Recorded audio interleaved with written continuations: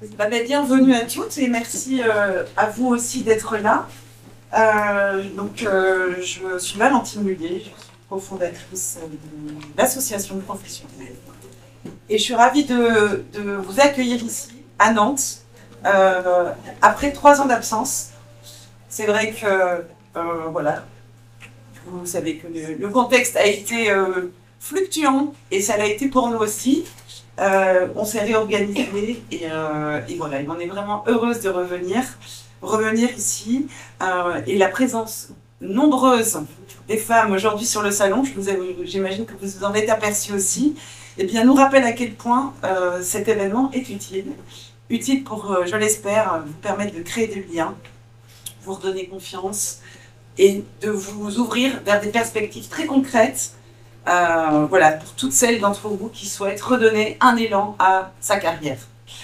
Depuis 2012, depuis la création de ce salon, notre mission reste inchangée. Nous voulons œuvrer pour plus d'égalité et de mixité dans le monde professionnel. C'est notre mission. Et pour ça, nous croyons profondément que de vous permettre, mesdames, de tracer le parcours qui vous ressemble, qui vous épanouisse, c'est agir pour une société plus juste, plus équilibrée et plus riche dans sa diversité. Voilà. Et si nous sommes aujourd'hui nombreux ici, c'est que le combat n'est pas encore gagné. Alors je vais vous donner quelques chiffres. Il y en a beaucoup des chiffres. Mais j'en donne quelques-uns. C'est ceux qui m'ont paru importants de rappeler ce matin. Par exemple, les femmes du secteur privé gagnent en moyenne 23% de moins que les hommes. Plus d'une femme sur 4 aujourd'hui travaille à temps partiel. Donc, gagne moins. Dans les demandeuses d'emploi, seulement 8% des femmes vont se tourner vers des métiers dits masculins, alors que ce sont des métiers qui recrutent. 72% des femmes perçoivent le plafond de verre comme étant un frein à leur progression. 72%. 40% des cadres dirigeants sont des femmes. Ça veut dire que nous sommes pas majoritaires. Parmi les entrepreneurs, 40% sont des femmes entrepreneurs, auto-entrepreneuses. Et ce chiffre va tomber à 25% pour les structures un peu plus larges comme des SARL.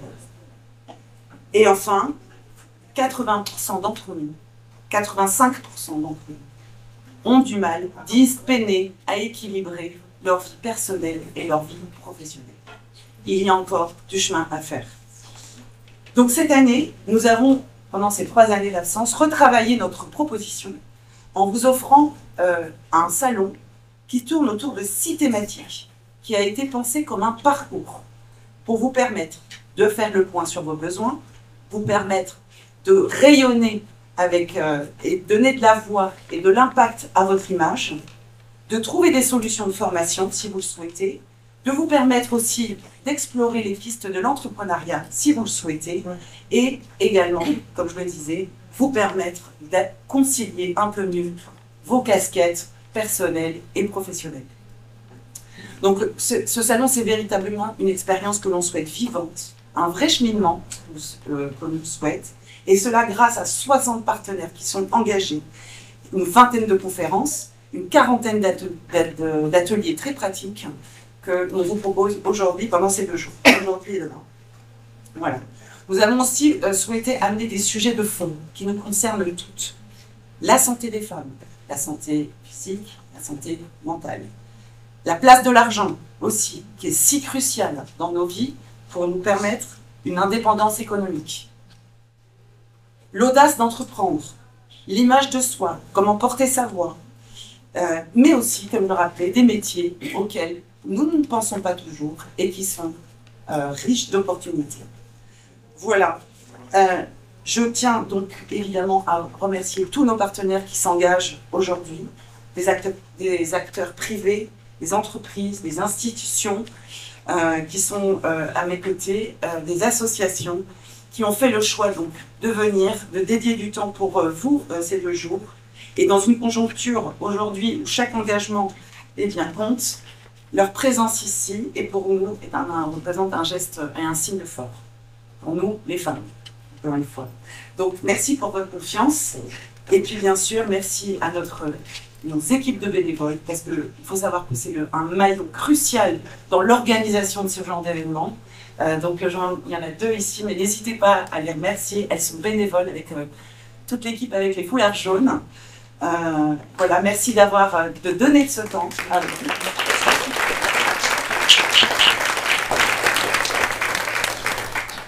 C'est pas leur métier et elles le font voilà, pour donner. Et je trouve ça vraiment assez admirable.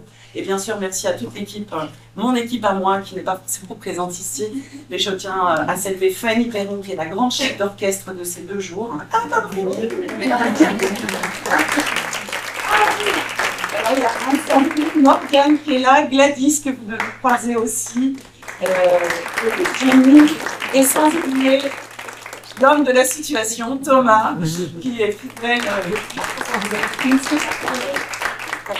d'un excellent salon. Et je vous remercie aussi pour votre présence et votre soutien. Et je vous laisse introduire.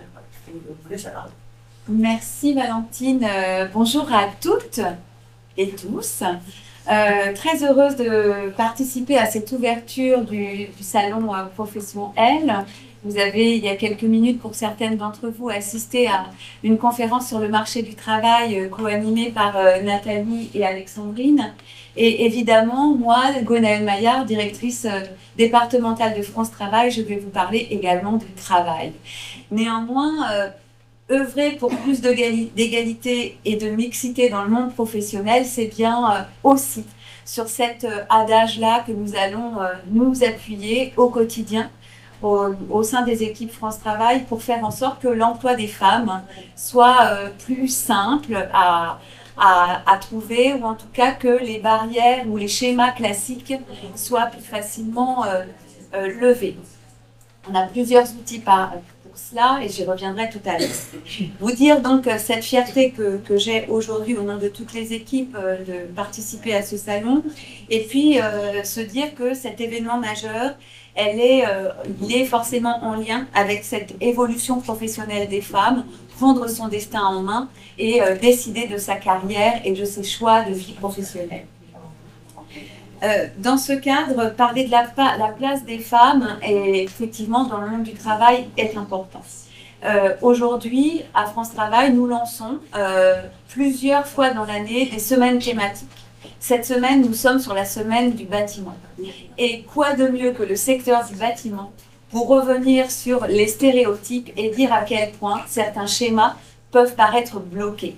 Juste pour vous donner quelques éléments sur ce secteur historiquement masculin, à la fois dans les têtes mais aussi toujours dans les usages, eh bien, tenons quand même, prenons en compte sa pleine transformation.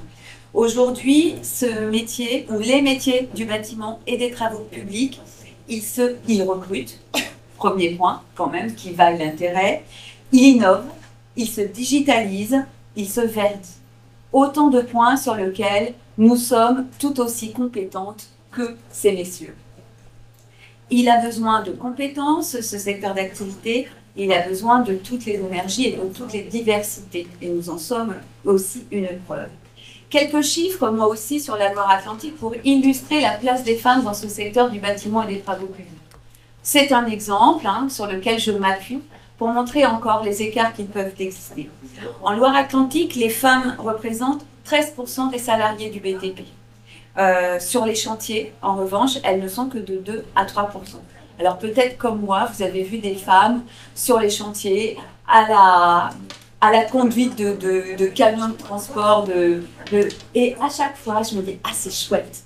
C'est chouette de voir ces femmes avoir fait des choix de vie à un moment donné, qui les singularisent à ce point. Néanmoins, elles sont encore rares, puisqu'on les remarque quand même facilement. Et dans certains métiers, comme la charpente ou la couverture, elles ne sont que 1 à 2%. Donc c'est se dire, potentiellement, à quel point sur ces métiers en tension, nous pouvons avoir également des atouts. Nous ne sommes pas plus lourdes que les hommes pour monter sur les toits. Aujourd'hui, je n'ai pas insisté sur le caractère innovant et l'assistance sur les gestes lourds, etc., qui existent dans ces métiers. En tout cas, posons-nous des questions sur des ouvertures auxquelles on n'aurait pas pensé. Alors, si elles sont aussi peu présentes sur des métiers comme la charpente et la couverture, on retrouve en revanche plus de femmes, un peu plus de 20%, sur la menuiserie, par exemple, ou la peinture. Alors, ces chiffres nous interpellent forcément. Le stéréotype du genre continue à freiner les vocations, et c'en est une belle illustration. Et trop souvent, ces métiers du bâtiment sont perçus comme physiques. On ne va pas nier que c'est compliqué, mais les agricultrices sont aussi des métiers physiques. Ils sont durs, réservés aux hommes, etc. Pourtant, les femmes ont toute leur place dans ces métiers, qu'il s'agisse de conduite de travaux, qu'il s'agisse de gestion de projet, qu'il s'agisse même de production, bien sûr. Donc, pourquoi est-ce important? Eh bien, parce que le BTP est un secteur d'avenir. On l'a dit, digitalisation, verdissement, éco-construction. Tous ces domaines-là nous interpellent. C'est pourquoi France Travail s'engage avec ses partenaires à ouvrir les portes du BTP aux femmes. Et cette semaine, à cette quinzaine, on va dire, du 27 septembre au 17 octobre, on a plus de 20 événements organisés sur le département pour vous permettre d'aller découvrir ce secteur-ci. Quelques exemples que je vous présente. À Machecou, par exemple, le 8 octobre. Le 8 octobre, c'est demain. C'est aujourd'hui, c'est cet après-midi, donc il n'est pas trop tard. C'est quoi ce chantier? C'est une expérience immersive sur les métiers du BTP. À Ancenis, demain, et sur le nord de Nantes, le 17 octobre, des job dating pour rencontrer directement des recruteurs. À Donge, le 9 octobre, visite de chantier en partenariat avec la FNB. Ces acteurs-là sont mobilisés sur le recrutement des femmes. Eh bien, tous ces événements-là, vous pouvez les retrouver sur Mes événements emploi, la petite appli en ligne qui facilite la vie. Et notre engagement ne s'arrête pas là. Ce n'est pas juste des zooms comme ça à un moment donné, mais nous proposons bien sûr en premier lieu des candidates aux entreprises. Alors aujourd'hui, vous le savez, sur des secteurs où les tensions de recrutement sont nombreuses, évidemment, le nombre de profils qui correspond exactement au profil attendu, aux compétences attendues par le recruteur, ils sont assez rares. On a heureusement une panoplie on va dire d'outils qui nous permettent d'adapter les compétences des personnes au profil recherché. Donc ça permet effectivement, à partir d'une rencontre, on se dit ah, pourquoi pas, j'aimerais bien aller plus loin avec cette femme.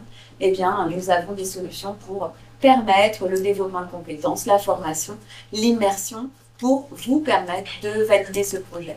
Voilà, j'espère avoir permis à certaines d'entre vous d'élargir un petit peu son champ des possibles. C'est fait partie des mots-clés du salon.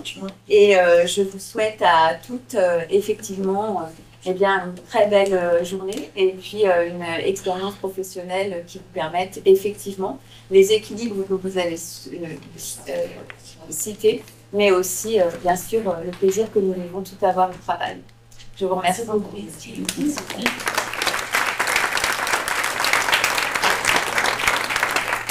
Bonjour à toutes et tous, aussi que tous.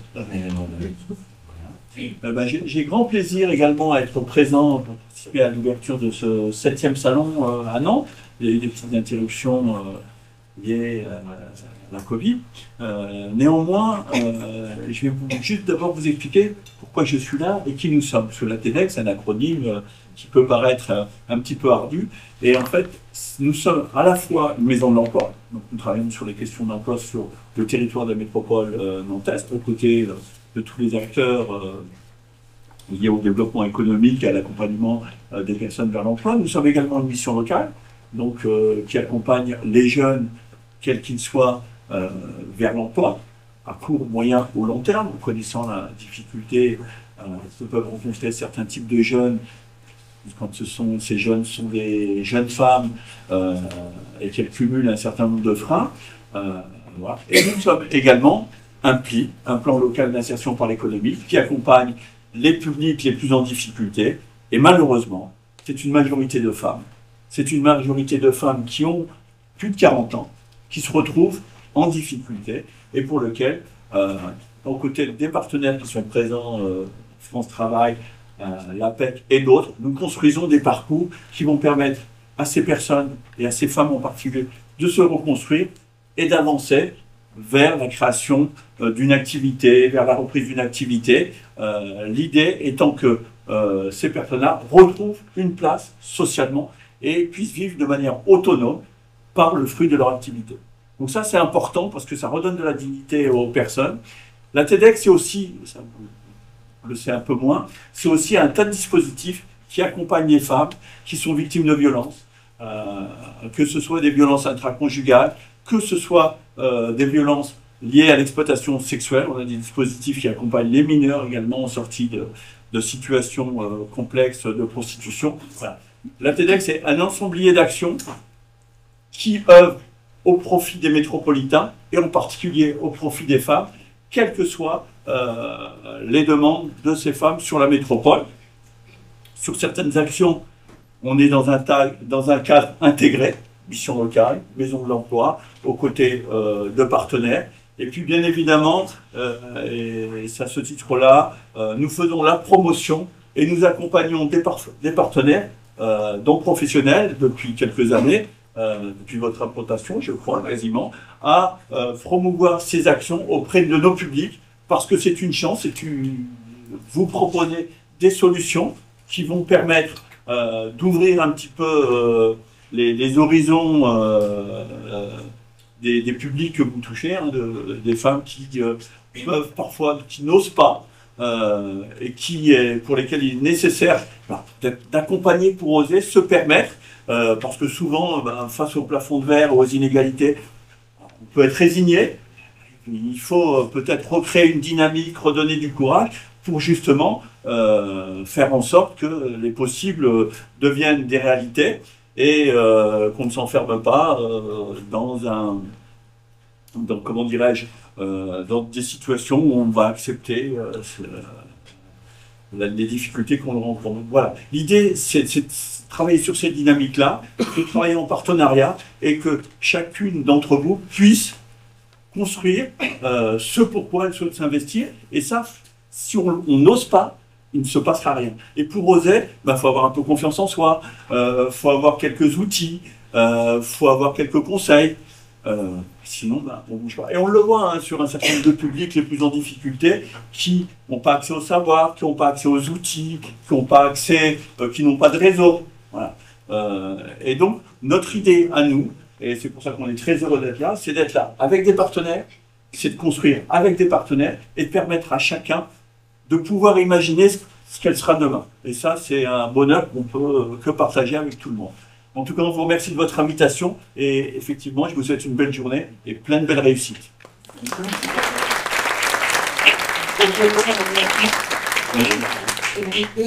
Je vais en quelques mots, parce que je sais qu'il y a un programme très chargé avec plein de belles ateliers qui vous attendent. Alexandre Grosse de l'APEC. Donc nous, on est une association qui accompagnons les cadres dans toutes les étapes de leur vie professionnelle, que ce soit de la recherche du premier emploi jusqu'à effectivement à sa fin de carrière. Et quand on a été contacté pour participer à ce salon, ça a été tout de suite effectivement un grand oui, puisqu'en fait on est là pour accompagner ceux qui en ont le plus besoin. Et vous, mesdames, on sait que vous en avez besoin parce qu'au-delà du fait que vous soyez statistiquement plus diplômés que les hommes, que vous avez des super pouvoirs parce que toujours statistiquement, vous gérez plus de choses sur le champ personnel et pour autant vous arrivez à allier votre vie professionnelle. Donc c'était important effectivement, comme vous l'avez dit juste avant, des fois d'être guidé, d'avoir quelqu'un pour un peu ouvrir ce champ des possibles, pour donner l'impulsion qui va bien. C'est nécessaire d'avoir effectivement un petit peu ce regard extérieur. Et les consultants et consultantes de l'APEC peuvent être effectivement ces regards extérieurs. On a un stand, donc je ne vais pas en dire beaucoup plus, n'hésitez pas à venir nous voir. Et peut-être juste un conseil, et on l'a dit tout à l'heure avec Nathalie sur la conférence d'avant, lorsque vous cherchez des opportunités d'emploi, et bien même si vous ne répondez pas à tous les critères, osez, parce que messieurs oseront à votre place. Donc allez-y, au contraire. Merci beaucoup. Merci pour votre présence.